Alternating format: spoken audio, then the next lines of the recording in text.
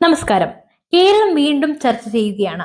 Kunnamkulam police സ്റ്റേഷനിൽ യുവജന നേതാവ് സുജിത്തിന് നേരെയുണ്ടായ ക്രൂരമായ മർദ്ദനം കേരളത്തിന്റെ ആഭ്യന്തര വകുപ്പിന്റെ ദയനീയ ചിത്രം ഒരിക്കൽ കൂടി തുറന്നു കാട്ടിയിരിക്കുന്നു.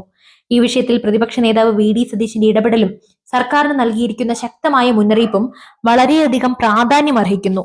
ഇന്ന് നാം ചർച്ച ചെയ്യുന്നത് ഈ സംഭവം വെറും ഒരു വ്യക്തിക്ക് നേരെ നടന്ന അതിക്രമം മാത്രമല്ല, മറിച്ച് കേരളത്തിൽ ഒരു പോലീസ് രാജ് വളർന്നുകൊണ്ടിരിക്കുന്നു എന്നതിന്റെ ഭയാനകമായ സൂചനയെക്കുറിച്ചാണ്. പ്രതിപക്ഷ നേതാവ് വി.ഡി. സതീശൻ സുജിത്തിന്റെ വീട്ടിലെത്തി അദ്ദേഹത്തെ നേരിൽ കണ്ടതും അതിനുശേഷം നടത്തിയ പ്രതികരണവും നമ്മൾ വളരെ ഗൗരവത്തോടെ തന്നെ കാണേണ്ടതുണ്ട്. ഈ കാക്കിയിട്ടവർ ഇനി കാക്കിയുമായി പുറത്തിറങ്ങില്ല എന്ന അദ്ദേഹത്തിന്റെ വാക്കുകൾ വെറും ഒരു പ്രസ്താവനയല്ല, അത് അഴിമതിയും അക്രമവും നടത്തുന്ന പോലീസുകാർക്ക് ഒരു താക്കീതാണ്.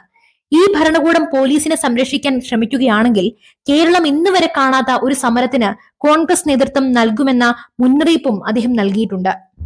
ഈ വിഷയത്തിൽ പ്രതിപക്ഷ നേതാവ് ഉന്നയിക്കുന്ന ആവശ്യങ്ങൾ വളരെ വ്യക്തമാണ്. സുജിത്തിനെ മർദ്ദിച്ച 4 പോലീസുകാരെയും സർവീസിൽ നിന്നും പുറത്താക്കണം. അവർക്കെതിരെ ക്രിമിനൽ കേസെടുത്ത് നിയമപരമായ നടപടികൾ സ്വീകരിക്കണം. എന്നാൽ സർക്കാർ ഇതിനോട് എങ്ങനെയാണ് പ്രതികരിക്കുന്നത്? തൃശൂർ DIG ഹരിശങ്കർ നടത്തിയ പ്രസ്താവനകൾ ഒരു തമാശ പോലെയാണ് തോന്നുന്നത്. കൈകൊണ്ടിടിച്ചു എന്ന നിസ്സാരമായൊരു കുറ്റമായി മർദ്ദനത്തെ ലഘൂകരിക്കുന്ന റിപ്പോർട്ട് DGPക്ക് നൽകിയത് കേരളത്തിലെ ആഭ്യന്തര വകുപ്പ് എത്രത്തോളം ദുർബലമാണെന്ന് വ്യക്തമാക്കുന്നു. ശിക്ഷയായി സമീപ സ്റ്റേഷനുകളിലേക്ക് സ്ഥലം മാറ്റം നൽകിയത് ഒരു ശിക്ഷാ നടപടിയല്ല, മറിച്ച് കുറ്റവാളികളെ സംരക്ഷിക്കുന്നതിനുള്ള നീക്കമാണ്. പോലീസ് സ്റ്റേഷനിലെ CCTV ദൃശ്യങ്ങൾ പോലും നുണകൾക്ക് മറയായി ഉപയോഗിക്കുന്നു. ക്രൈം റെക്കോർഡ് ബ്യൂറോയുടെ റിപ്പോർട്ട് പ്രകാരം സുജിത്തിനെ മർദ്ദിക്കുമ്പോൾ ശശിധരൻ എന്ന CPO സ്റ്റേഷനകത്ത് ഉണ്ടായിരുന്നു എന്ന് തെളിഞ്ഞിട്ടും അദ്ദേഹത്തിനെതിരെ നടപടി ഒഴിവാക്കിയത് ആഭ്യന്തര വകുപ്പിന്റെ പക്ഷപാതപരമായ നിലപാടാണ് കാണിക്കുന്നത്.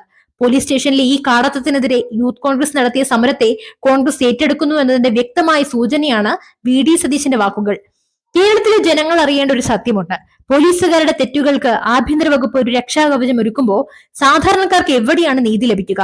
ഈ സംഭവം വെറും ഒരു കേസ് മാത്രമായി കാണാൻ നമുക്ക് കഴിയില്ല. ഇതൊരു സംസ്ഥാനത്തിന്റെ നിയമവ്യവസ്ഥയുടെ തകർച്ചയുടെ ലക്ഷണമാണ്.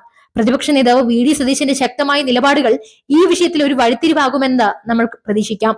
കേരളത്തിന്റെ ആഭ്യന്തര വകുപ്പ് പോലീസുകാരെ സംരക്ഷിക്കുന്നത് അവസാനിപ്പിച്ച് അവർക്കെതിരെ കർശന നടപടികൾ സ്വീകരിക്കുമോ, അതോ ഇനിയും ഇത്തരം ക്രൂരതകൾക്ക് ഈ പോലീസ് സേന സാക്ഷ്യം വഹിക്കുമോ? കാത്തിരുന്നു കാണാം.